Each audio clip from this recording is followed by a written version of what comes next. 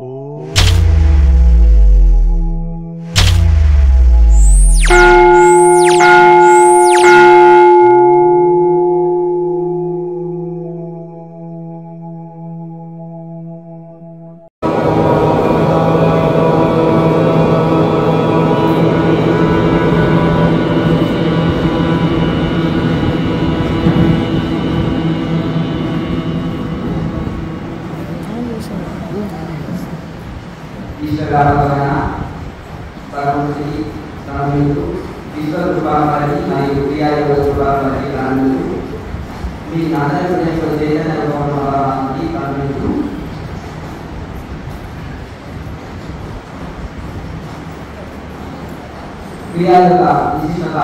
పాఠాలు చెప్పుకొని నేను ప్రారంభిస్తాను. నర్సరీలో నియమం వినా మన భగవద్గీతలో కృష్ణ నియమం లేని శ్రేష్ఠులు అంటారు. మన దగ్గర ఆధ్యాత్మికంలో కొన్ని ప్రిన్సిపల్స్ ఉంటాయి. రాష్ట్రాంగంలో ఏమైనా నియమాలు ఉంటాయి కదా, సాధనలో కొన్ని నియమాలు పెట్టుకుంటే మనకు సాధన డెవలప్మెంట్ ఉంటుంది. మరి నియమం పెట్టుకుందామా?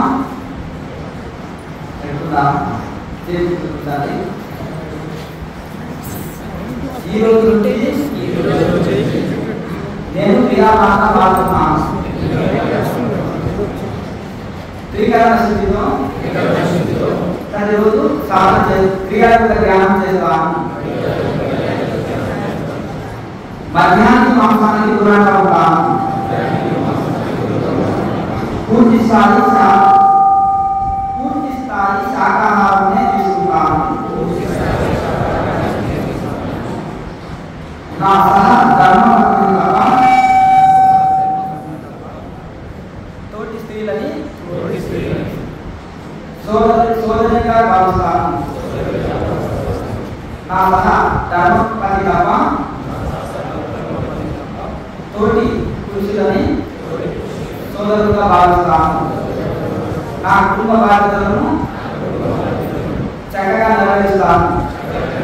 వ్యక్తిగత బాధ్యతగా సమాజ సేవ చేస్తాను. పర్యావరణాన్ని పరిరక్షిస్తాను. స్త్రీలను గౌరవిస్తాను.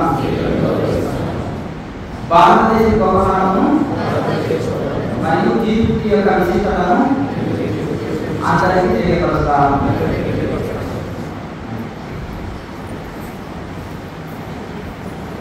ఇప్పుడు కాలమాన పరిస్థితులను బట్టి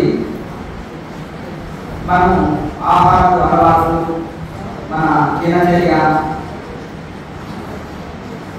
తీసుకునే ఆహారం, ఇప్పుడు ఉన్న సామాజిక పరిస్థితులు, కుటుంబ పరిస్థితులు, ఇవన్నీ దృష్టిలో పెట్టుకొని ప్రతి ఒక్కరికి యోగం అనేది అవసరమైంది, తప్పనిసరి అయింది జీవితంలో. మనకు రోజు లేవగానే కాలకృత్యాలు తీసుకోవడం ఒక దినచర్య, అందులో భాగంగా కూడా సాధన అనేది కూడా మనం ఒక భాగం అయిపోవాలి. ఒకరి ఆత్మహత్య ద్వారా చేసిన మొదటిసారి క్లాస్ వచ్చినాము, గతంలో మేము అంటే మొదటిసారి క్లాస్ వచ్చినాము జరుగుతుంది.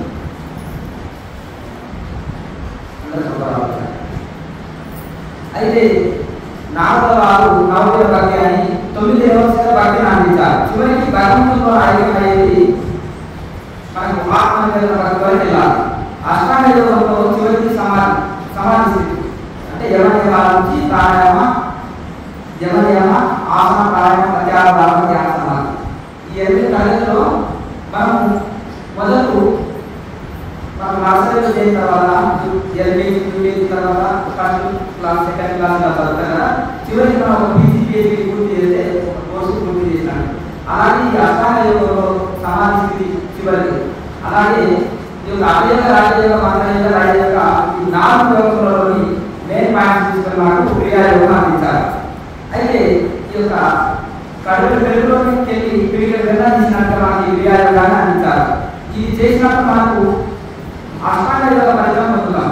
ఇంకోటి ఆసనాలు మనం చేయాలంటే జీవితం జరుగు, అన్ని పరిసర వాసన లేదు. అలాగే ఈ యొక్క ఆసనాలని అంటే కొన్ని ముద్రలు, ఒక రకమైన ప్రాణాయామం, ఇంకో జపము, ధ్యానం, మరి ఇవన్నీ తీసుకొని అంటే భగవంతుడికి మనం శరణాగతిలో ఉండి మనం భగవంతుడికి సమర్పించుకొని మనం ఈ సాధన చేస్తే ఈ యొక్క అష్టాంగ యోగం యొక్క ముఖ్య ఉద్దేశమైన సమాధి స్థితిని మనం అందుకోగలమని మనకు ఈ యొక్క అష్టాంగ యోగ సాధన చేసి తపస్వాధ్యాయని క్రియాయోగ అని పద్ధతి మహాత్ముడు. తపస్సు అంటే ధ్యానయోగం, స్వాధ్యాయం అంటే వేదాంత విచారణ, ఈశ్వర జ్ఞానం అంటే భగవంతుడికి మనం సమర్పించుకోవడం, శరణ్ ట్రై చేయడం. అట్లా ఈ యొక్క మనకు అష్టాంగ యోగ సాధన క్రియాయోగం. ఇప్పుడు మనం తీసుకునే గాలి, నీరు, భూమిలో వచ్చిన నీరు మనం నేరుగా తీసుకుంటున్నాము, తాగుతున్నాము, లేదు. అందులో కొన్ని రకాల కెమికల్స్ కలిపి శుద్ధి చేస్తున్నాం. అది శరీరానికి కొంత హాని కలిగిస్తుంది. పూర్వకాలంలో ఇప్పుడు హైబ్రిడ్ వచ్చేసింది. అన్ని కూడా మనం తీసుకున్న ధాన్యాలు కానీ, రకరకాల కూరగాయలు కానీ, పళ్ళు కానీ, అలాగే ఇప్పుడు మనకు పెస్టిసైడ్స్ తోటి పండిస్తున్నారు, రసాయనిక ఎరువులతో కదా మనకు పండించేది. ఇవన్నీ కూడా మనం కలుషితమైన తీసుకుంటూ కూడా చక్కటి సాగు ఆరోగ్యం దాన్ని తప్పకుండా యోగం శరణం గచ్చామి. యోగాన్ని మనం శరణం వెళ్ళాలి అంటే ఆ యోగం మనం చేయాలి. ఇక్కడ యోగం అంటే ఆ యోగం మాట లేదంటే కదా. యోగం అంటే ఒక సక్సెస్ లేదా ఒక స్థితి. యోగము అంటే జీవాత్మ పరమాత్మ లేదా యోగం. కనుక ఇక్కడ మనము భక్తి మార్గంలో రావాలంటే మనకు పూజలు, హోమాలు ఇవన్నీ కూడా భక్తి మార్గంలో వస్తాయి. అంటే ఇది మనము యాత్రలు చేయడం, నది స్నానాలు, అలాగే దానాలు, అనేక రకాల పూజల ప్రకారం ఇవన్నీ చేసి సత్కర్మలు అంటారు. ఈ పుణ్యాన్ని పెంచుతాయి కానీ సాక్షాత్తు మోక్షాన్ని ఇవ్వలేవు. ఈ బ్రహ్మాండంలో ఉంటే మీరు అన్ని కర్మకాండలు చేసిన మోక్షాన్ని ఇవ్వలేవు. ఈ జీవాత్మనే పరమాత్మ యొక్క ఆత్మానుభూతి పొందినప్పుడే ఈ మోక్ష స్థితిని అందుకుంటామని శంకరాచార్యులు ఎన్నో వేదాంత గ్రంథాలు చెప్పారు. భగవద్గీతలో కృష్ణ పరమాత్మ సమస్త శాస్త్రాలు, వేద శాస్త్రాలు ఉపనిషత్తులు మనకు తెలియబడుతున్నాయి. కనుక మనం అభివృద్ధి పొందాలంటే సాధన. రమణ కాబట్టి ఆత్మ విచారణ చేశారు, ధ్యానం చేశారు, భగవంతుడికి శరణాగతిలో ధ్యానం చేశారు. కనుక ఇక్కడ మనము ఇప్పుడు ఈ యోగం కారణము ముఖ్యంగా ఆరోగ్య సమస్యలు చాలా ఉన్నాయి. కానీ ఇది మోస సాధన. ఈ యొక్క మోస సాధన చేస్తే ఆటోమేటిక్గా ఆరోగ్యం సెపరేట్ అయిపోతుంది. కానీ మరి స్టార్టింగ్ మనకి ఆరోగ్యం సెపరేట్ అవుతుంది. ఈ ఆరోగ్యము ఎలా చికిత్స చేసుకోవచ్చు? ఇప్పుడు మనము ఒక వాటర్ పైప్ ఉంది. అది వాటర్ మన గార్డెన్ నీళ్ళు పడుతుంది వస్తాయి, పైపు పడుతుంది. అది మనం పైపు సరిగా మన శరీరంలో ఎక్కడ నొప్పి ఉన్నా, బాధ ఉన్నా, సమస్య ఉన్నా అక్కడ చాలా మంది అంటారు అంటే మనకు టెస్టులో జరుగుతుంది. ఇక్కడ మనకి ఇక్కడ క్లాస్ కావడం వలన సరిగ్గా కావట్లేదు, నాలుగు క్లాస్ ఉన్నాయి, ఇవన్నీ మనకి టెస్టులో జరుగుతాయి. కొన్ని సూక్ష్మమైన సమస్యలు టెస్టులో జరుగుతున్నాయి కానీ సమస్య ఉంటుంది. ఒకరికి సంతానం 5 సంవత్సరాలు నార్మల్ టెస్ట్ వస్తుంది కానీ సంతానం సూక్ష్మంగా ఉంది సమస్య. అది ఎక్స్రే మిషన్లో మనకు అందదు, టెస్టుల్లో కూడా చేయదు. ఇంకా కొన్ని సమస్యలు ఆరోగ్య సమస్యలు ఉంటాయి, నార్మల్ వస్తుంది కానీ ఆరోగ్య సమస్య అలాగే ఉంది. అంటే ఎక్స్రే మిషన్ కానీ ఇప్పుడు మన మైక్రోస్కోప్ కానీ ఎలక్ట్రాన్ వరకు తెలుసుకోగలుగుతుంది. అవతల సూక్ష్మ విషయాలు తెలుసుకోలేదు. మన శరీరంలో ఉండే 72 నాలుగు యోగశాస్త్ర ప్రకారం 72 నాలుగు ఉన్నాయి. శరీచక్రాలు కానీ ఈ 4 కానీ ఎక్స్రే మిషన్ కాదు. మరి అతీత ద్రష్టమైన పురుషులు తపస్వాలను తెలుసుకొని యోగశాస్త్రం రాస్తారు. ఈ బ్రహ్మాండంలో 8 నిమిషాలలో పిండాలంటే శరీరంలో 5 నిమిషాలు ఉన్నాయి. కనుక 14 లోకాలు ఉన్నాయి, 7 సముద్రాలు ఉన్నాయి, సమస్త లోకాలు ఉన్నాయి. కానీ ఒక శరీరం దాకా ఇంకో శరీరాన్ని వరకు తయారు చేయలేదు. ఒక కంఠానికి కంఠం, చెవులాంటి చెవుని, ఒక న్యాచురల్ ముట్టులాంటి ఒక కాలు లేకపోతే ఆ కాలుని ఆపరేషన్ చేసి తీసివేసిన కొత్తగా అది అమర్చడానికి న్యాచురల్గా ఆ విధంగా అంత డెవలప్ కాదు. ఇంకా 2 సంవత్సరాలైనా డెవలప్ కాదు. భగవంతుడు సృష్టి అంటే భగవంతుడు తయారు చేసిన ఒక ఏదైతే ఉందో ఏ జంతు శరీరం కానీ మనుషులు కానీ కాదు కానీ మనుషులు కొత్తగా సృష్టించలేదు. కొన్ని మార్పు చేర్పులు చేసి దాన్ని సైన్స్ డెవలప్ చేసినాము, దాన్ని కొత్తగా టెక్నాలజీ వాడుకుంటున్నాం అని అంతవరకే కానీ కొత్తగా ఒకటి క్రియేట్ చేయలేదు. పంచభూతాలు లేకుండా కొత్తగా ఏదైనా సైన్స్ తయారు చేస్తే ఏదైనా వస్తువు చెప్పండి. పంచభూతాలు బట్టి కదా ఏ వస్తువు తయారు చేసిన ఈ శరీరం కూడా పంచభూతాలు ఉన్నాయి కదా. కనుక ఈ విధంగా మనకు ఎప్పుడైతే ఈ ప్రాణాయామం ద్వారా మనం చాలా మంది ప్రాణాయామం చాలా బాగుంటాయి. అయితే ఈ క్రియాయోగ ప్రాణాయామంతో ఎవరైనా డైరెక్ట్ లోపల ప్రాణాయామం ప్రారంభించలేదు. చిన్నపిల్లలు అప్పుడు వచ్చారు ఏది పుస్తకం ఇస్తే చదువుతారు చెప్పండి, అలాగే మెల్లగా ప్రాక్టీస్ చేయగా ఏబిసిలు నేర్చుకున్న తర్వాత రోజు నేర్చుకున్న తర్వాత ఆ పుస్తకం తర్వాత చదవగలుగుతారు. అలాగే ఇక్కడ కూడా మనం ఈ ప్రాణాయామం చేయగా ఇక్కడ మనం తక్కువ శ్వాసని ఎక్కువసేపు తీసుకోవాలి, తక్కువ శ్వాసని ఎక్కువసేపు ఉంచుకోవాలి. అలా స్టార్టింగ్ 5 సెకండ్స్ 10 సెకండ్స్ 15 30 ఇట్లా మనం పెంచుకుంటూ పోవాలి. తర్వాత మనం 30 సెకండ్స్ తీసుకొని 30 సెకండ్స్ వదిలే వాళ్ళకు కుంభకం లేకున్నా పర్వాలేదు. కానీ మనము కొంతమంది అలా చేయలేకపోతారు, ఎంత ప్రయత్నం చేసినా. వాళ్ళు ఒక 10 సెకండ్స్ తీసుకొని 10 సెకండ్స్ కుంభించి 10 సెకండ్స్ విడవచ్చు. అప్పుడు కుంభకం చేసి 2 పద్ధతుల్లో చేయాలి. అయితే బయట శ్వాస తీసుకుంటున్నామా తీసుకుంటారేమా అన్నంత సూక్ష్మంగా లోపలికి వెళ్తుంది. ఉప్పటి చాలా అర్థంతో ప్రాణాయామం అంటున్నారు, చాలా నిపుణులు ఉంటారు. మరి ఎంత చేయగలరు అంటే ఉప్పు పట్టి చేయాలి, అప్పుడు అర్థంతో ప్రాణాయామం చేస్తున్నట్టు మొత్తం సాధ్యమే. లోపలి శ్వాసని లోపలి నడిపించడం అనేది చాలా అందులో నిష్ణాతులు అయినప్పుడే వాళ్ళకి సాధ్యమైంది, కొత్త వాళ్ళకి సాధ్యమైంది. అంటే బయట శ్వాస మనకు తెలిసినా తెలియకున్నా కొంచెము లోనికి ప్రవేశించి తీసుకునేటప్పుడుగా వదిలేటప్పుడుగా. కనుక అలాగే ఇంకొకటి లోపలి శ్వాస అపాయటువంటి ప్రాణాపాలే శ్లోక ప్రకారంగా ప్రాణాన్ని అపానంలో ప్రాణాన్ని ప్రాణంలో తెచ్చి ఈ ప్రాణాయామ యజ్ఞం చేస్తారు. ఈ ప్రాణాయామంలో యజ్ఞం క్రియాది యజ్ఞనే అంటారు. ఈ శ్లోక ప్రకారం క్రియాది యజ్ఞే క్రియాది పాటే క్రియాది బ్రహ్మజ్ఞానం హోగాలి అంటారు. క్రియతోటి బ్రహ్మజ్ఞానం ఉంటుంది. ఇదే యజ్ఞం, క్రియనే యజ్ఞం అంటారు. అయితే ఇక్కడ భగవద్గీతలో చెప్పినట్టు ప్రాణాన్ని అపానం ప్రాణంలో తెచ్చే ప్రాణాన్ని దీన్ని అంతర్ముఖ ప్రాణాయామం అంటారు. ఇది ముక్కుడు పట్టి చేసేది కాదు, లోపల నడిపించే ప్రాణాయామం. ఆయన భాషనే దీని గురించి ఎంతో చెప్తున్నారు. మరి ఇది మనకు అప్పుడే సాధ్యం కాదు, చేయక సాధ్యమైంది. అయితే ఇంకొకటి మనము అప్పుడు కేవలం ఒక స్థితి లభిస్తుంది. అయితే లోపలి శ్వాస లోపల నడిపించే అంటే స్టార్టింగ్లో మనము ప్రాణాయామం జరుగుతుంది. తర్వాత అపానం ప్రాణంలో అపానంలో లోపలే ప్రాణాయామం జరుగుతుంది. ఇంకా క్రియ చేస్తే నిష్క్రియ స్థితి, అంటే నిష్క్రియ స్థితి వరకు వెళ్తామంటే శ్వాస లేని స్థితి, శ్వాస క్రియ ఎప్పుడు చేసేది. ఈ శ్వాస లేని స్థితిలోకి వెళ్తాం. నిష్క్రియ స్థితి అన్నా సమాధి స్థితి అన్నా నిర్వికల్ప సమాధి స్థితి అన్నా ఒకటే. శ్వాస తెలిసిపోయినప్పుడు ఒక గుండె శ్వాస నాది ఇవన్నీ ఆగిపోయినప్పుడు ఒక జనపద దాకా ఉంటుంది. అయితే స్టార్టింగ్లో ఈ ప్రాణాయామం మనకి ఏంటంటే మనకు ఎలాంటి బెనిఫిట్ ఇస్తుందంటే చక్కటి ఆరోగ్యం ఇస్తుంది. అంటే మన శరీరం దగ్గర బ్లాక్స్ ఉన్నా ఇప్పుడు మనం ఎలా అంటే ఒక ఫ్యాన్ తిరగచ్చాలంటే కనెక్షను కొంచెం ప్రాబ్లం ఉండాలి, బల్బు రాలేదంటే ప్రాబ్లం ఉండాలి, సిగ్నల్ సరిగ్గా లేకపోతే ఫోన్ సరిగ్గా పనిచేయాలి. అలాగే ఇక్కడ కూడా కనెక్షన్స్ ఉంటాయి కదా. నాకు చాలా మంది ఏంటంటే ఎక్స్రే మిషన్ కనడాలి కదా అంటారు. ఇప్పుడు ఇలా పట్టినప్పుడు పచ్చగా కనిపిస్తున్నాయి శరీరంలో, అవునా? కొంచెం ఇలా పెద్ద నాడులు ఉంటాయి, రక్త నాళాలు వాయు నాళాలని కొన్ని కనిపించే నాడులు ఉంటాయి. ఈ స్థూల నాడులు కనిపించేది మన శరీరానికి ఎక్కడైనా కనిపిస్తుంటాయి. ఎవరైనా చెక్ చేసుకుంటే ఇలా పట్టినప్పుడు కూడా ఇలా కనిపిస్తుంటాయి. అంటే ఈ స్థూల నాడులు ఇప్పుడు మనకి ఎక్కడైనా సెల్లు ఎక్కించాలన్నా ఈ నరాలు ఇచ్చినప్పుడు మొత్తం స్పీడ్గా వెళ్ళిపోతుంది. ఇంజక్షన్ స్పీడ్గా పనిచేస్తుంది.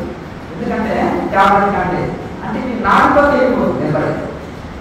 కనుక ఈ స్థూల నాడులు సూక్ష్మ నాడులు ఉంటాయి, వాటికంటే ఇంకా సూక్ష్మ నాడులు ఉంటాయి. అది ఎక్స్రే మిషన్ కాదు, కానీ అవి ఉన్నాయి.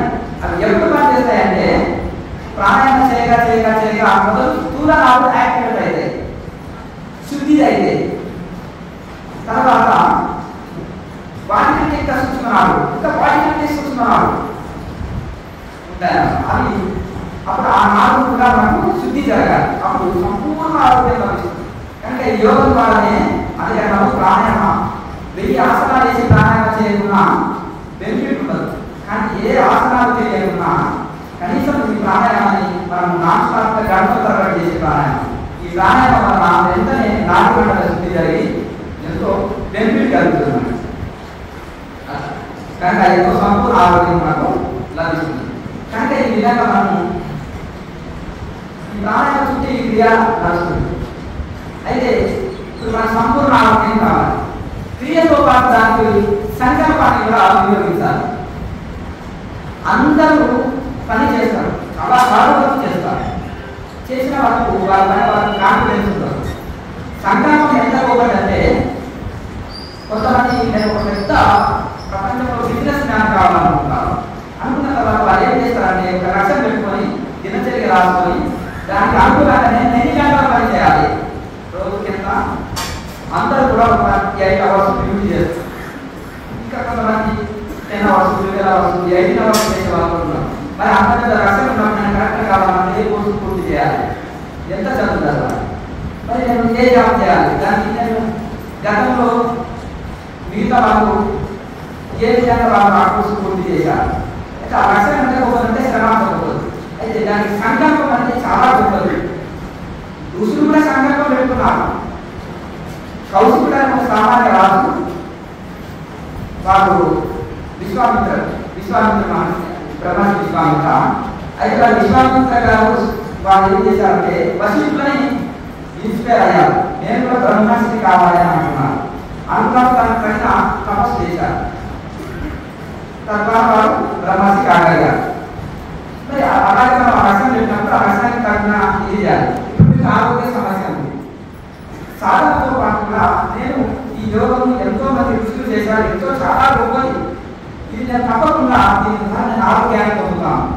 ఋషులు శాస్త్రాలు చెప్తున్నాయి, ఎంతో వాళ్ళు సాధన చేసిన సాధనలు ఎంతో బెనిఫిట్ పొందారు. ఎంతో మంచి జీవితాన్ని గడిపారు. ఋషులుగా వాళ్ళు సామాన్య గృహస్థులుగా ఉంటూ గ్రామ జీవితం పట్టణ జీవితం ఉంటూ కూడా అంత గొప్ప సాధన స్థితిలో అంత స్థితిలో ఎలా పొందగలిగారంటే సాధన మహిమ. ఈ సాధన అమృతంతో సమానమని భాగవతులు. అప్పుడు మనం సంకల్పం పెట్టుకోవాలి. ఇంకొకటి శరణాగతితో చేయాలి. సరే కర్మానుసారంగా ఏదో జన్మలో ఏదో మనం అది అనేది కర్మ ఎన్నో జన్మలో ఏదో కర్మను పెట్టాలి, అనేక రకాలుగా పశ్చాత్తాపం పొందాలి. ప్రార్థన ఎంతో శక్తి ఉంది, భగవంతుని ప్రార్థన చేసుకోవాలి, పశ్చాత్తాపం పొందాలి. ఇంకొకటి శరణాగతి పొందాలి, సంకల్పం పెట్టుకోవాలి. ఏదో జన్మలో నా వల్ల ఏదో నిషిద్ధ కర్మలు, ఏదో ఇతరులకు నేను హాని చేసుకుంటాను, ఏదో పాప కర్మలు నా వల్ల జరుగుతాయి, స్వామి ఈ జన్మలో నేను అటువంటి తప్పులు చేయడానికి భగవంతుని క్షమాపణ పెట్టుకొని ప్రార్థన చేస్తే భగవంతుడు నా హృదయంలో ఉంటాడు. ద్వారకావాసి అంటే చాలా టైం పట్టింది, హృదయవాసి అంటే ఎవరే ద్రౌపది దేవిని హృదయం నుంచి రక్షించాలి. అందుకని భగవంతుడు ఎక్కడ లేకుండా మన హృదయంలో మనలోనే ఉన్నాడు. ఆయన మన కోరుకుంటాడు, మన ప్రార్థన వింటాడు అని మన పక్కన నుంచి వింటున్నాడు భగవంతుడు అనే విధంగా మనము ప్రార్థన చేయాలి. అలాగే ఆ ప్రార్థనతో పాటు మనము ఏం చేయాలంటే ప్రార్థనతో పాటు సంకల్పం పెట్టుకోవాలి. శరణాగతి అంటే భగవంతుడికి సంపూర్ణ శరణాగతి పొందాలి. సంపూర్ణ శరణాగతి పొందాలి, సంకల్పం పెట్టుకోవాలి. అప్పుడు అయితే మన అగస్త్య ఋషి నేను 7 సముద్రాలు తాగగలను అని సంకల్పం పెట్టుకున్నా. 7 సముద్రాలు తాగగలను అని విసర్జించాలి. ఎంత గొప్ప సంకల్పము! అన్నం చెట్టు తీసుకుంటున్నాను, చూసినప్పుడు ఆ చెట్టు నేను సంచిని మునిగని నేను వెతకాలంటే నాకు దొరకదు, టైం వేస్ట్ అయిపోతుంది. లక్ష్మణ్ రామాయణంలో ఉన్నాను అని ఆ పర్వతాన్ని నేను ఎక్కడానికి డౌట్ ఏం లేదు, జై శ్రీరామని ఎత్తుకొని వచ్చేసాను. అంటే అట్లా ఆ విధంగా అంటే సంకల్పం అలా ఈ విధంగా కూడా ఎంతో మహానుభావులు కనుక సామాన్య గృహస్థులకు ఉన్న నాగరిక ఆశ దేహము వదిలారు. ఆయన యోగుల ప్రకారం సమాధి చేయమన్నారు, కష్టాలను చేశాడు. మరి 3వ రోజు శరీరంతో ఎట్లా రాగలిగారు ఆయన అంటే అంత మహాపరిపూర్ణుడు అయ్యారు సాధనలు. కనుక మనము ఇందులో నిరుత్సాహపడద్దు, నేను చేయగలనా అనే నిరుత్సాహపడద్దు. మొదటి లాభమే చక్కటి ఆరోగ్యం పొందుతాం. దానికి ఏంటంటే దృఢ సంకల్ప, దృఢ వైరాగ్యం అంటారు. మొదటి లాభం దృఢమైన సంకల్పం ఉండాలి, దృఢ వైరాగ్యం ఉండాలి. నేను ఏదైనా సాధిస్తాను, ఏదైనా చేయగలననే కాన్ఫిడెన్స్ ఉండాలి. అది లేనప్పుడు మనం ఏమీ చేయలేదు. ఎంతవరకు ఒకరి గైడెన్స్, ఒకరి సలహాలు కొంతవరకే ఉపయోగపడతాయి. సలహాలు సూచనలు అనేది అది ఎవరికి బాధకి బాధ లోపల ఉండాలి. కొంతమంది ఏం చేస్తారు, మా ఖాళీలో ఉంటారు, మామూలుగా ఉంటారు, కానీ మంచి సంకల్పంతో అమ్మగారు అయ్యగారు బాగా సాధన చేసి మంచి బెనిఫిట్ పొందుతారు. మిగతా వాళ్ళకి ఆ విశ్వాసం లేనప్పుడు వాళ్ళు పొందలేకపోతారు. అంటే ఉండేదంతా సంకల్పము, శరణాగతి, భగవంతుడికి సంపూర్ణ శరణాగతి, దృఢ సంకల్పం పెట్టుకొని నిరంతరం సాధన చేయాలి. ఎవరు సందేహాలు వస్తే క్లాస్ పడాలి, చాలా మంది చూసుకోవాలి, ప్లేలిస్ట్లో ఉంటాయి. అట్లా సాధన వచ్చినప్పుడు సాధన చేయించుకోవాలి. సరిగ్గా చేస్తున్నానా చేస్తలేదు, మరి అందరూ కొన్ని నేను ఎందుకు పొందలేకపోతున్నాను. చాలా మంది చూస్తున్నారు, నేను ఏంటంటే డైట్తో చేంజ్ చేసుకోవాలి, ఆహారంతో చేంజ్ చేసుకోకపోతే మనకి ఏం చేయదు. చెప్పండి. ఇప్పుడు స్వామిజీలకి భగవంతుడు స్వామి వరాలు ఏం చేయలేదు గుర్తుపెట్టుకోండి. వాళ్ళు తీపి ఎక్కువ వాళ్ళకి షుగర్ వస్తుంది, వాళ్ళు ఎక్కువ పని చేస్తే స్థూలకాయం వస్తుంది, వాళ్ళకి తీపి షుగర్ వస్తాయి. ఆహార నియమాలు పాటించకపోతే, క్రమశిక్షణ లేకపోతే వాళ్ళకి జబ్బులు వస్తాయి. క్రమశిక్షణ జీవితం లేకపోతే వాళ్ళకి అశాంతి ఉంటుంది. రోగాలు సొంత చెప్పండి, రాస్తే రోగాలు చెప్పండి. ఆహ్వానిస్తే వస్తాయి, తలుపు చేసి పెట్టినంత దూరం వస్తాయి. ఇంట్లో మొత్తం దోమర్యాలు చేసిన అవునా, రోజు తెలిసి ఆహ్వానిస్తే వస్తాయి దోమలు. రోగాన్ని కూడా మనం రోజు తెలిసి ఆహ్వానిస్తుంది. మా శరీరం వల్ల కాదని పాసి తిరిగిపడేది కబ్జా పెట్టండి. అంటే ఎప్పుడైతే ఆహారాన్ని మాట్లాడుతారు, ఒకసారి ఆహారం నేను చెప్తున్నాను అంతే క్లాస్లో. ఆహారంతోనే స్థూల సూక్ష్మాంశం మనసులో మారుతుంది, స్థూలాంశం మనసులో మారుతుంది. మనం ఏం తింటామో అదే ఆలోచన, అదే రాసుకోవాలి. ఇదే అలా ఏమి తింటామో దానికి సంబంధించిన మనకు ఆరోగ్య స్థితి ఉంటుంది. మనకు ఆరోగ్య స్థితి కూడా అలాగే ఉంటుంది. కనుక ఇక్కడ మనం కొత్తని 4 భాగం చేస్తే సగం భాగం ఆహారం తీసుకోవాలి, బాగు భాగం నీళ్ళు, బాగు భాగం కాగించాలి, శ్వాస తీసుకోవాలి. అలాగే ఇంకొకటి భోజనం చేసిన ఒక గంట తర్వాత మాత్రమే నీళ్ళు తీసుకోవాలి. అష్టాంగ ఉదయాలు పుస్తకము చాలా రుసుకు రాసిన ఏ పుస్తకాలు దాని జరగడం ఆహార నియమాలు, మీరు ఆహార నియమం చేయకుండా వాళ్ళకి వైద్యమే అవసరం లేదని చెప్పారు. అలాగే ఇంకొకటి పూర్వీకులు ఎందుకు కొంతమంది సైంటిస్టులు వాళ్ళ జీవితాన్ని త్యాగం చేసి రాజకీయ శిక్షిస్తాను. ఒక సైంటిస్టు ఇచ్చారు, పురుగులను చేయాలి. తర్వాత మన ఋషులు రాసిన గ్రంథాన్ని పరిశోధన చేశారు. ఆయన జీవితాన్ని త్యాగం చేసేసి అవేర్నెస్ కలిగించారు భారతదేశం అంతా తిరిగి. పూర్వం ఎందుకు 100 సంవత్సరాలు జీవించారు, హెల్తీగా ఉన్నారు. నేను 30 years కింద కూడా 70 కూడా 100 kg బరువు మోసేవారు. మామూలు బట్టచిన శరీరం ఇంత ఉన్నా కూడా 100 kg అనేది అవలీలగా మోసేవారు. ఇప్పుడు ఎందుకు ఇంత మార్పు వచ్చింది? ఈ 30 years లోపలనే పెస్టిసైడ్స్ పెరిగిపోయినాయి, హైబ్రిడ్స్ ఎక్కువ వచ్చేసినాయి. అన్ని ఆహారం ఇది లేదు. అందులో ఆకుకూరలు బాగా తీసుకునేవాళ్ళు, కూరగాయలు బాగా తీసుకునేవాళ్ళు. అసలు ఎవరో పండుగ వచ్చినప్పుడు నాన్ వెజ్ తీసుకునేది, సంవత్సరానికి ఒకసారి 2 సార్లు. అసలు ఇప్పుడు ఇదంతా ఏంటంటే ఈ నాన్ వెజ్ కూడా సరిగా లేదు. ఈ గోధుమ పెంచే పద్ధతి తెలుస్తుంది కానీ ఇంజెక్షన్స్ ఇవ్వడం, ట్యాబ్లెట్స్ తెలుసుకున్నాను. వాటి వేసే దానిలో ట్యాబ్లెట్స్ పొడి కలిసి తెలుసుకున్నాను. దానివల్ల నారాయణ జరుగుతుంది. కానీ ఆహారం ఏమున్నది, హోటల్లో కూడా 2 రోజులు వండి పెడతారు. 200 మంది ఆర్డర్ వచ్చినాక 5 నిమిషాల్లో మన బెంచ్ నుంచి వస్తుంది, టేబుల్ నుంచి వచ్చేస్తుంది భోజనం. 1 రోజులు ఫ్రిడ్జ్లో ఉన్నప్పుడు నాకు హీట్ చేసినప్పుడు అది నిజంగా ఇంట్లో క్యాలరీస్ ఉంటుంది. కనుక ఎంత ఖరీదు భోజనం తిన్నాడు శక్తి ఎందుకు లేదంటే ఇంటి భోజనం వండుకొని తినాలి. ఎట్లా వండుకోవాలని కూడా నేను చాలా చెప్పాను. ప్రతి కూరలో అన్నం, జీలకర్ర, పాలు వేసుకోండి, మంచి పల్లి పొడి ఉంటుంది, మంచి నువ్వుల పొడి, పచ్చి కొబ్బరి, చాలా రుచికి వస్తాయి కూరగాయలు. అల్లం బాగా వేసుకోండి, చాలా రుచిగా ఉంటాయి, జీర్ణశక్తి పెరుగుతుంది. కనుక ఆహార నియమాలు మాత్రమే శరీరం సహకరిస్తుంది. ఆహార నియమం లేకపోతే శరీరం సహకరిస్తుంది. కనుక అది రెండింటికి సాధనకి వాటికి లింక్ ఉంది. మనం నిజంగా కూడా చక్కటి ఆరోగ్యం పొందాలన్నా, ఆధ్యాత్మిక బెనిఫిట్ పొందాలన్నా తప్పనిసరి ఆహారాన్ని మారుతారు. భగవద్గీతలో కృష్ణ పరమాత్మ మాత్రమే ఈ దుస్తరమైన దుసాధ్యమైన యోగం మీకు సిద్ధించాలని ఏం చెప్పారు?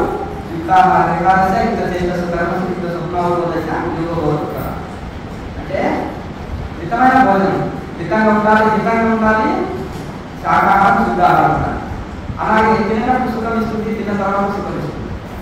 రజోగుణ భోజనం మసాలు రకరకాల భోజనాలు ఉన్నాయి. తినటప్పుడు నాలుగు తిన్న తర్వాత చాలా రోజు బాగుంటుంది కనుక తినటప్పుడు సుఖము, తిన్న తర్వాత సుఖం ఉంటుంది. శాకాహారం శుద్ధాహారం కనుక మితాహారం తీసుకోవాలి.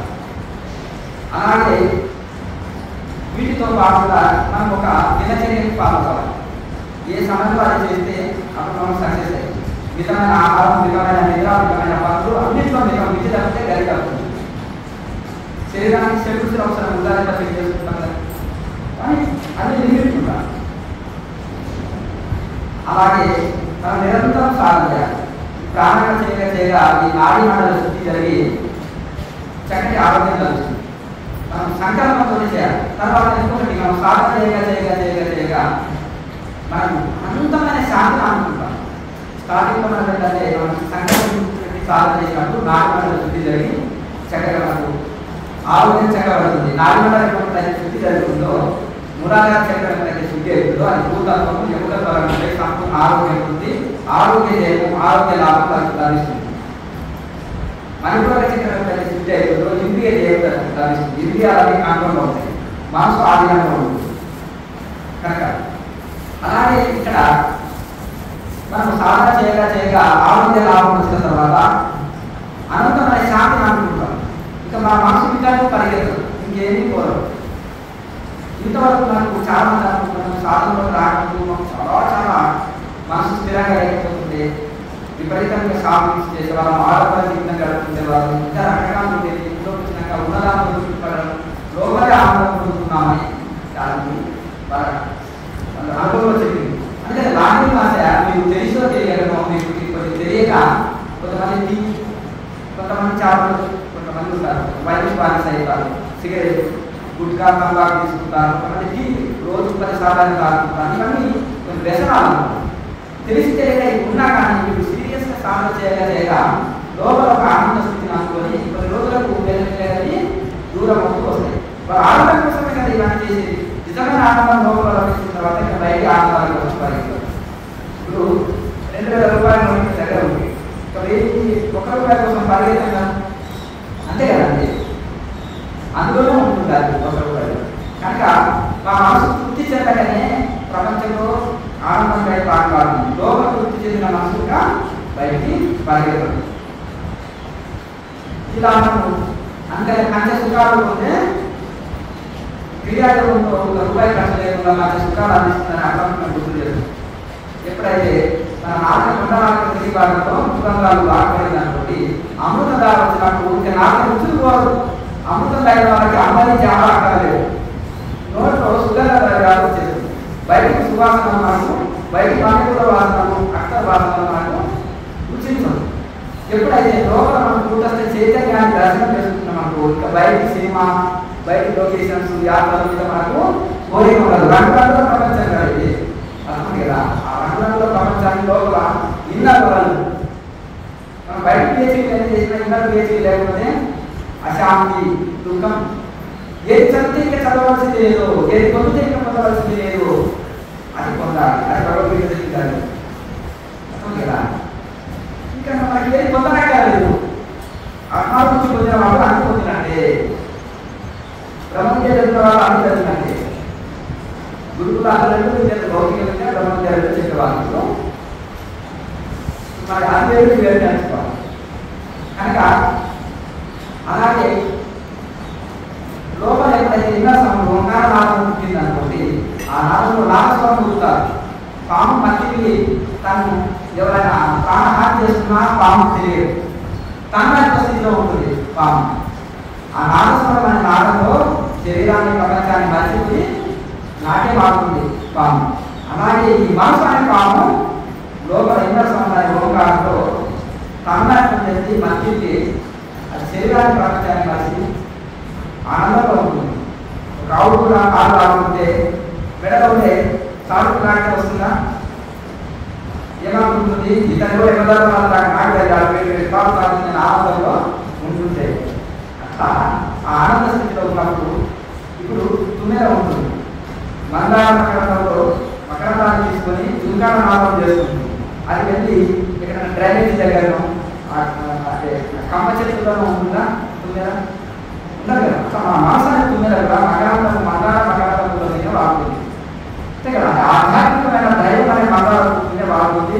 అందులో మకరం దాన్ని ఆనందాన్ని స్వీకరిస్తుంది. కానీ ఇతర ప్రపంచ భాషలకి వెళ్ళమన్నా వెళ్ళదు. కనుక కొంతమందికి అందరూ గౌరవించకుండా ఎక్కువ మాట్లాడారు, సైలెంచుకుంటారు, వాళ్ళు సిన్సియర్గా చేసుకుంటారు, ఎప్పుడు ప్రశాంత స్థితిలో ఉంటారు. అంతేనా?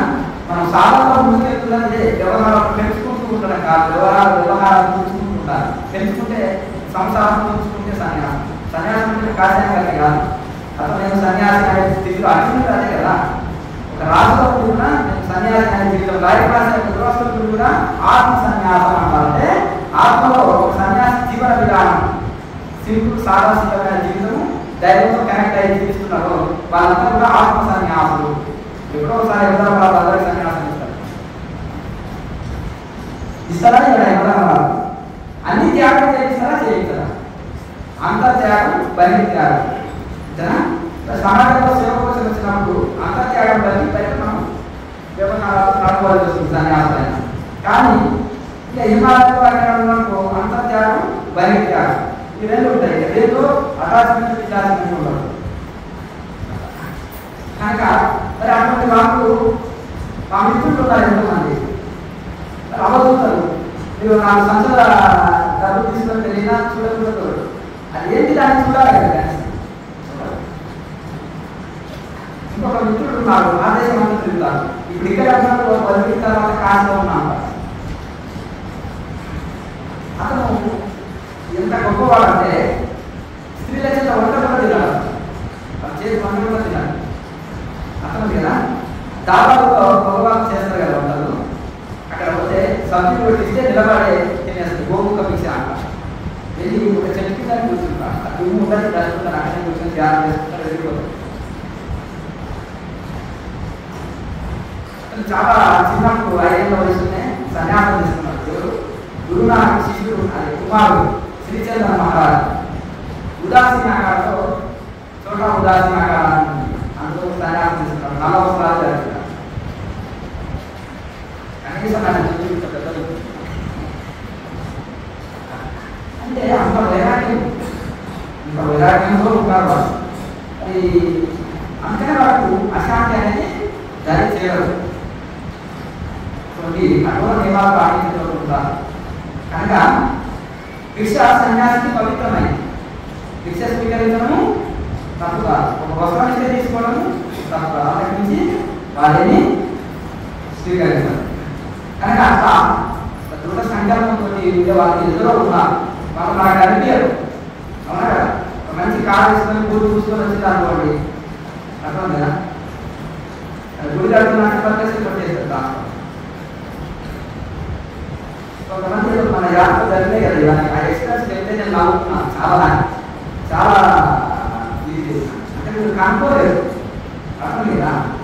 అదే మన పక్కన వెళ్తా అనుకోండి, నిజంగా కూడా వాళ్ళు ఆకలి ఇక్కడ అన్నం పెట్టాలి దాని కూడా వాళ్ళు పెట్టడం.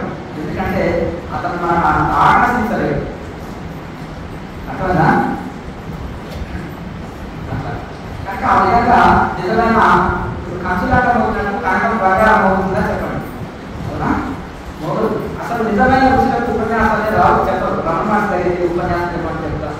వాళ్ళ శిష్యులు అడిగారు, స్వామి మీరు శాస్త్ర ప్రమాణంగా శంకరాచార్యులు చెప్పినట్టుగా ఇంకా వేదాంత గ్రంథాల ప్రకారం చెప్పండి స్వామి. అప్పుడు ఆయన 17 సంవత్సరాలు తపస్సు చేసిన తర్వాత శంకరాచార్యులు వేదాంత గ్రంథాన్ని శోధించి మరి చెప్పారు. మాణికేశ్వర రాజు అమ్మ మీ నుంచి మేము ప్రవచనాలు ఆశిస్తున్నామమ్మా అంటే అప్పుడు అమ్మకు చదువు రాదు. మరి ఏం చేయాలి? శివుడు ప్రార్థన చేసింది. అలా చదువు వచ్చిన తర్వాత అమ్మ అంతగా చిన్న చిన్న ప్రవచనాలు పుస్తకాలు చదివి ప్రవచనాలు ప్రారంభించింది. అట్లా కనుక వాళ్ళ జీవితం తపస్సులోనే గడిచిపోయింది. అయితే వైరాగ్యం లేకపోతే ఇప్పుడు ఏంటంటే చాలా మంది ఏం చదువురానప్పుడు గురువు మీద శాస్త్రం మీద దైవం మీద నమ్మకం మీద 2 ముక్క పుస్తకాలు చెప్తే దాన్ని జపం చేసి ధ్యానం చేసి తరించిన వాళ్ళు చాలా మంది. బాగా చదువుకున్న వాళ్ళకి గొడవ వచ్చిందంటే ఏంటంటే ప్రతి సైన్స్ అంటారు. వాడు చెప్పి ఆర్డర్ చెప్పి యూట్యూబ్ చెప్పి ఆర్డర్ చెప్పింది అనేది ఇంకా ఒకటే అక్కడ కొట్టుకొని పోతారు. కానీ ఆ చెప్పిన ఆయనకి ఎంత అనుభవం ఉంది, ఆయన జీవితంలో త్యాగం ఉందా, తపస్సు ఉందా, రూపం ఏ గౌరవం తపస్సు చేశాడు ఏంటనేది తెలియదు. పీజీ చేసిన ఒక పుస్తకాన్ని బట్టి పట్టడం ఎంత పడుతుంది మీకు చెప్పండి అంతనా? కనుక అది కాదు ఇక్కడ కావాల్సింది మనము కనుక ఈ సాధనని నమ్మకంగా చేసినప్పుడు కొన్ని రోజులు సాధనని పక్కన పెట్టేసి సీరియస్గా సాధన చేస్తే తప్పకుండా బెనిఫిట్ పొందుతాం. కానీ మనం ఏం చేస్తున్నామంటే ఆ సాధన పక్కన పెట్టి సబ్జెక్ట్లో కొట్టుకొని పోతుంది. అన్నం అంతా సాధన ఉండాలి, కూర అంతా పుస్తక పఠనం కానీ సత్సంగం కానీ ప్రవచనాభినయం కానీ ఉండాలి. తీరి అనేది కూర అంతా ఉండాలి, అన్నం అంతా సాధన ఉండాలి. కనుక మనం ప్రాక్టికల్ అనేది ఎక్కువ ఉండాలి. కబీర్ దాసు వీళ్ళందరికీ చదువు రాదు, కానీ మహావిష్ణువు మీరు కాగితాలను చెప్తాను, నేను కంప్యూటర్ చెప్తా ఉంటాను. ఆయన దగ్గరికి 1000-2000 మంది కూర్చునేవాడు సత్సంగంతో. ఆయన మఠం నేర్చుకుంటుండేవాడు. స్వామి నేను సంసారం ఉండాలా, సన్యాసంలో వెళ్ళాలంటే మఠం నేర్చుకున్నప్పుడు ఇలా వచ్చినప్పుడు ఇలా అనుకుంటుంది, ఇలా వచ్చినప్పుడు ఇలా అనుకుంటుంది కదా, పడుకుతే కాక ఇచ్చేస్తాయి అసలు కదా అన్ని అనుకూలం ఇస్తే ఓకే, అనుకూలించినప్పుడు ఓకే అంట. నీ మానసిక స్థితి నీకు అనుకూలాన్ని బట్టి నీకు ఏదైనా ఆ పరిస్థితులను బట్టి ఏదైనా ఇటైనా అనుకుంటుంది కాక అనుకుంటుంది కదా, పడితే అట్లా అలాగే అంటే ఈ పెద్ద పెద్ద పీఠాలకు ఓర్వలేకపోతుంది. నార్మల్ ప్రస్తుతం తన ఫలితాలు చేసుకుంటే వెళ్ళం చుట్టూ నీళ్ళ బారినట్టు ఏంటి ఆయన చుట్టూ అందరూ ఇలా ఇంత బిరుదులు చేసినాం, ఎంతమంది స్వామిలో అని అనుకునేవాళ్ళు. కానీ ఆయన దగ్గర ఆయన అంటారు అక్కడికి వెళితే అక్కడికి వెళ్తారా, ఇక్కడ ఇంకా స్వామి ఉన్నారు, మీరు అక్కడికి వెళ్తారంటే అంటే కవిదాస్ గారు అంటారు ఇక్కడ పూర్వకి నగరాలు వచ్చింది, 9 కిలోమీటర్లు అడుగుకొని వస్తున్నాయి. మన గార్డెన్లోకి అడుగు నుంచి పరిగెత్తుకొని వస్తున్నాయి. పూర్వ వాసన లేకపోతే 9 పిలిచినా రావు. ఇక్కడ పరిపక్వత స్థితిలో సాధన పరిపక్వ స్థితి వచ్చింది. అక్కడ అందరినీ ఆ యొక్క సాధకులను ఆకర్షించే శక్తి అక్కడ ఉంటుంది. వాళ్ళకి ఆన్సర్ దొరుకుతుంది అక్కడ, వాళ్ళ సందేహ నివృత్తి జరుగుతుంది అక్కడ, వాళ్ళ సందేహాలు దొరుకుతాయి ప్రాక్టికల్. కనుక ఈ యొక్క శాస్త్రం అనేది మనం ఎక్కువ బాగా చదవడం వినడం సందేహాలు తెలుస్తుంది, సందేహాలు కొన్ని వరకు కొన్ని తొలగిస్తాయి. కానీ సాధన అన్ని సందేహాలు తొలగిస్తాయి. మనం సాధన పక్కన తీరుగానే పోతుంటాం అందరూ. కనుక సాధన దృష్టి పెట్టాలంటే మనం అన్నం తిన్నప్పుడే ఆకలి పోతుంది, అన్నం అంటే ఆకలి అవసరం రోగం. కనుక ఈ శ్వాసక్రియ ఎలా అంటే మనం పాము ఉంటుంది, పాము నిమిషానికి ఒక శ్వాసక్రియ ఇస్తున్నప్పుడు 1000 సంవత్సరాలు జీవిస్తుంది.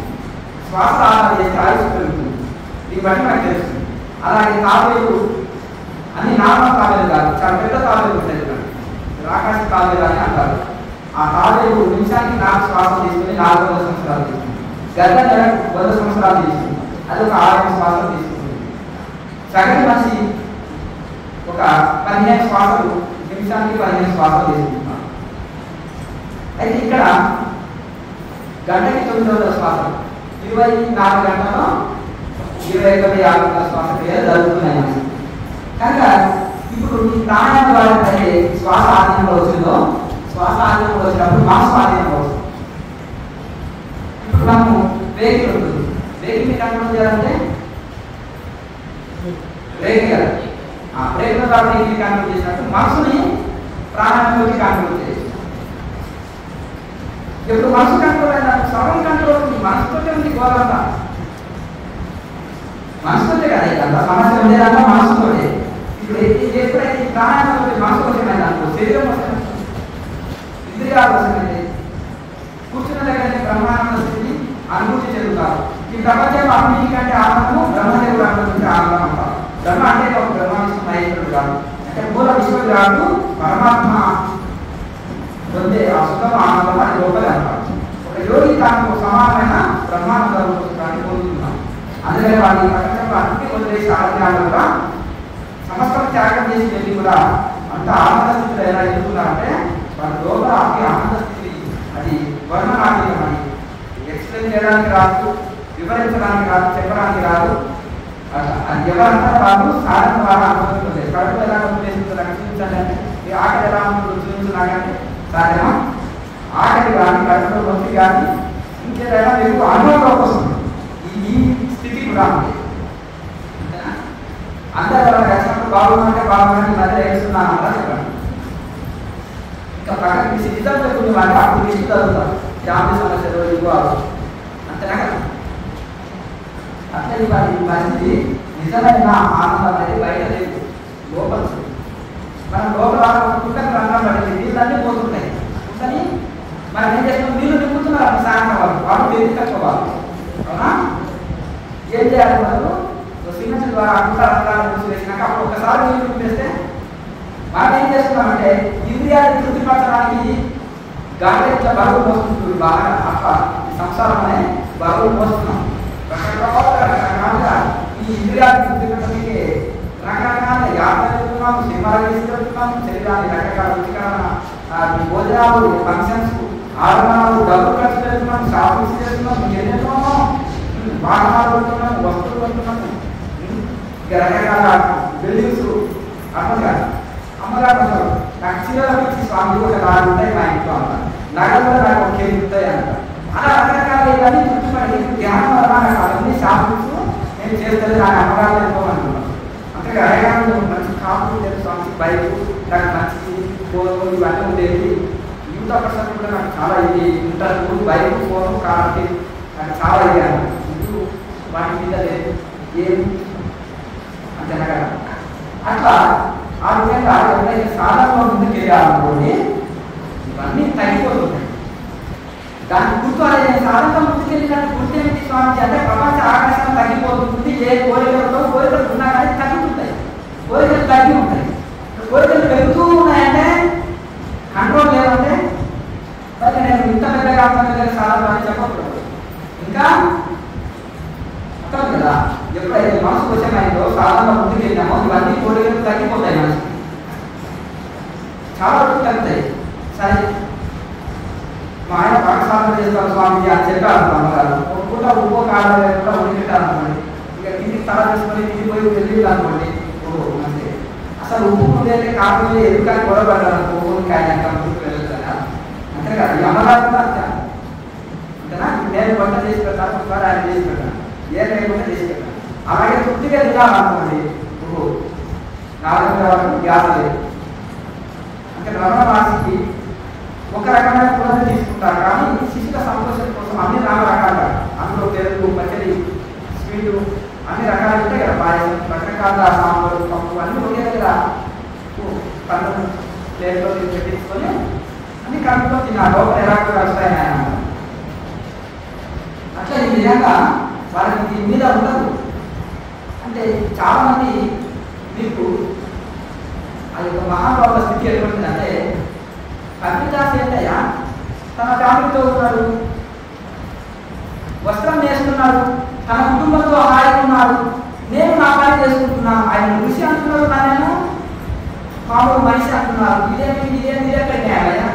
నేను కూడా గుడికి వెళ్తున్నాను, దండం పెట్టుకుంటున్నాను, కానీ ఒక 5 నిమిషాలు రోజు చూసుకుంటున్నాను. నేను కూడా ఋషి అని పేరు పెట్టుకోవచ్చు అంతే కదా. డాక్టర్ కోసం పూర్తి చేయాలి, నువ్వు డాక్టర్ వస్తుందా చెప్పండి.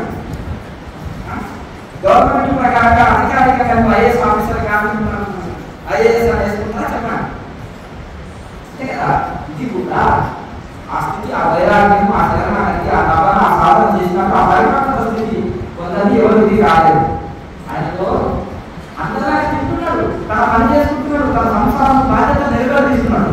కానీ అతని మానసిక స్థితి పరమాత్మతో కనెక్ట్ అయ్యి ఈ భౌతికమైన విషయాలని రాత్రికి ఏ కోరికలు, ఆడంబరాల మీద కోరికలు ఏమి రేపటి గురించి ఆలోచన లేదు. మనము 50 సంవత్సరాల తర్వాత నా పిల్లలు ఎలా సుఖంగా ఉండాలని ఆలోచిస్తున్నాం. కానీ అప్పుడే మహర్షి నా పేరు వెనకాల మహర్షి రావాలని అంతేనా చెప్పండి. అట్లా భౌతికమైన విషయాల్లో వాళ్ళు ఏమి లేదు, నిద్రపోయి ఉంటారు.